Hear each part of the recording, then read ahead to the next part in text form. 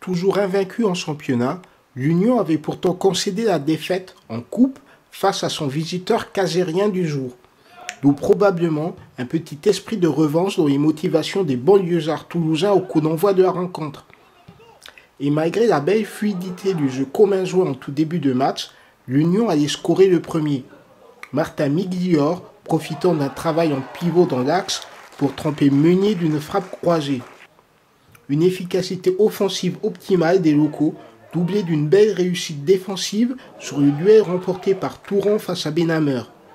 Et dans un registre essentiellement basé sur la rapidité des contre-attaques, l'Union devait se procurer les seules situations de la première période.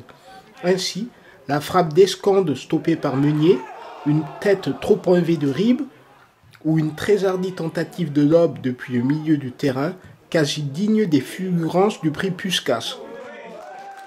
On va passer du match, première mi-temps qui est dans l'ensemble bien maîtrisée. On mène un jeu, il me semble, 1-0 de manière logique. Malheureusement, on ne le tue pas le match. Donc on a plusieurs occasions pour mettre ce second but. Même chose en deuxième mi-temps, on a plusieurs opportunités pour mettre ce second but, mais bon, eux ils poussent. C'est vrai qu'ils ont quelques opportunités pour égaliser. Et ce qui devait arriver arrivera, dernière minute, un coup de pied arrêté. Je pense qu'on fait une petite erreur de placement et ils égalisent.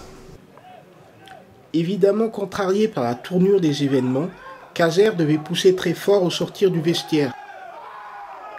Pour d'abord manquer de précision face à Touran par Rodriguez, avant de buter par plusieurs fois sur un dernier rempart unionnais impérial, repoussant ou bloquant chacune des tentatives adverses, notamment les frappes lointaines de Mounir Motarsik. Ainsi arc-boutés dans leur moitié de terrain, les locaux devaient être soulagés, tantôt par des maladresses adverses, voire par le montant de Touran, avant de quasiment réussir le break sur un contre de Stephenel finalisé par Medina. Mais au terme des arrêts de jeu, Caser devait finalement obtenir le point de l'égalisation. Un coup franc de Cabartier transperçant le mur pour redonner au score sa parité. On regarde la deuxième mi-temps de la manière comment ils ont poussé.